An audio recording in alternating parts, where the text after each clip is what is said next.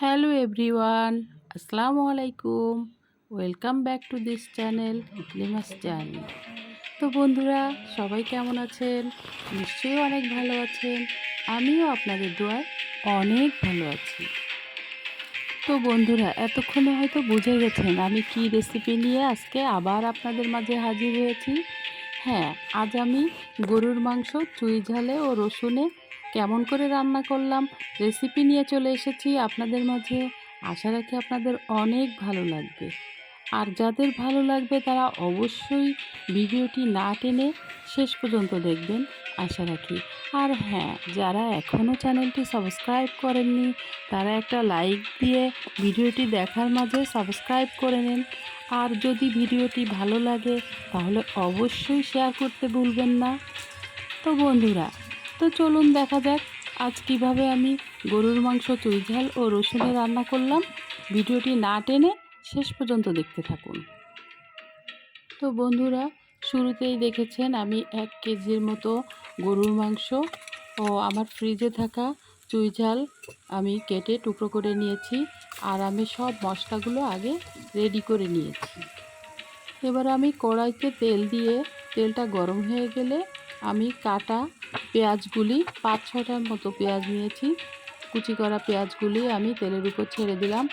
তারপরে আমি গোটা মশলাগুলো দিয়েছি। গরম মশলা, 4-5টা এলাচ, 4-5টা লং, তারপরে দারচিনি 4 টুকরা, এগুলো দিয়ে আমি ভালোভাবে নাড়াচাড়া করে আমি তেজপাতা দিয়েছি। রসুন বাটা 2 টেবিল চামচ, আদা বাটা 2 টেবিল চামচ, লাল মরিচের গুঁড়া পরিমাণ মতো, লবণ পরিমাণ মতো, হলুদ গুঁড়া 2 চা চামচ, লাল শুকনা মরিচ 7-8 টুকরা হাতে কেটে দিয়েছি। মশলাগুলো ভালোভাবে ভাজা ভাজা করে আমি পানি দিয়ে ভালোভাবে কষিয়ে নিলাম। কষিয়ে নেওয়ার পরে যখন তেলটা ফুটে উঠেছে তখন আমি গরুর মাংসগুলো সব দিয়ে দিলাম।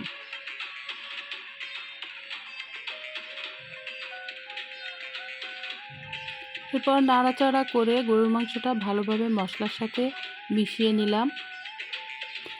মিশিয়ে নেওয়ার পরে আমি ঢাকনা দিয়ে ঢেকে দিলাম কিছু সময়ের জন্য।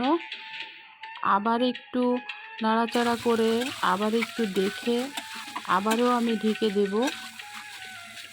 এভাবে নাড়াচাড়া করে একেবারে তেলে মশলায় কষিয়ে নেব অনেকক্ষণ। ভালোভাবে এভাবে নাড়াচাড়া করে কষিয়ে নিয়ে আমি এবার পরিমাণ মতো পানি দিয়ে দেবো। 1 মগ পানি দিয়ে দিলাম গরুর গোশটা ভালোভাবে কষানোর জন্য।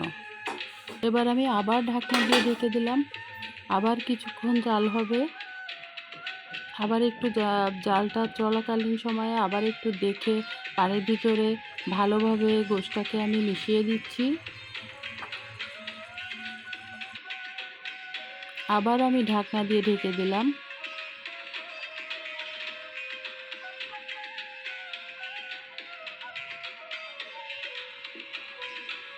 এভাবেই ঝোলটা দিয়ে আমি কষিয়ে নিচ্ছি ভালোভাবে গরুর গোশটা। এবার আমি রসুনগুলো, গোটা রসুনগুলো পানিটা কমে আসলে দিয়ে দিলাম। রসুনটা দেওয়ার পরে আমি চুই ঝাল দিয়ে দিলাম। চুই ঝালটা দিয়ে আমি ভালোভাবে মাংসটাকে নাড়িয়ে নিব।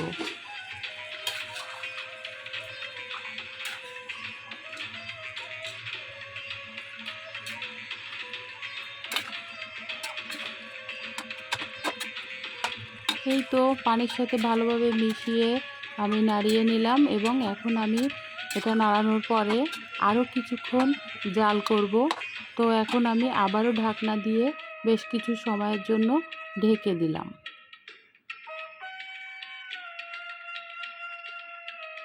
তো এই তো আমি ঢাকনাটা উঠিয়ে আবারও ক্যামেরার সামনে আপনাদের দেখাচ্ছি যে কতটা ইয়ামি লাগছে। আমার কষানো ঝোল কিন্তু কমে আসছে।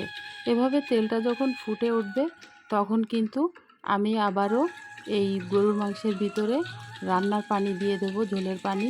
তো দেখতেই পাচ্ছেন চুই ঝাল আর রসুন কতটা ইয়ামি লাগছে।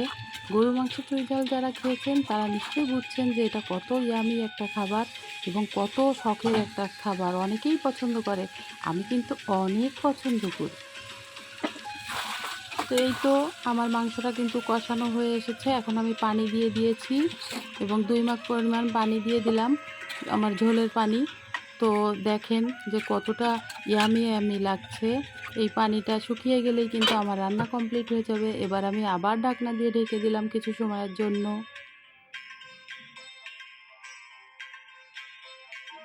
তো বন্ধুরা, আমার রান্নাটা কিন্তু প্রায় হয়ে আসছে।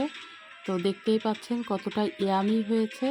তো যারা যারা এখনও গরুর মাংস চুই ঝাল রসুনে খাননি তারা বাসায় একবার হলেও ট্রাই করে দেখবেন। রান্নাটা অনেক ইয়ামি, অনেক মজাদার একটা খাবার। তো ভিডিওটি যদি আপনাদের ভালো লেগে থাকে তো অবশ্যই সাবস্ক্রাইব করে লাইক কমেন্টস দিয়ে পাশেই থাকবেন।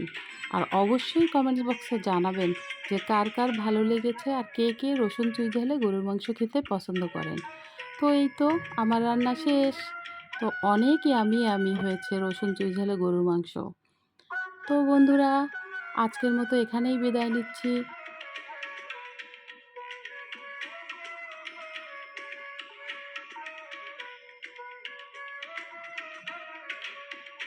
Thanks for this channel watching this video. Allah Hafiz.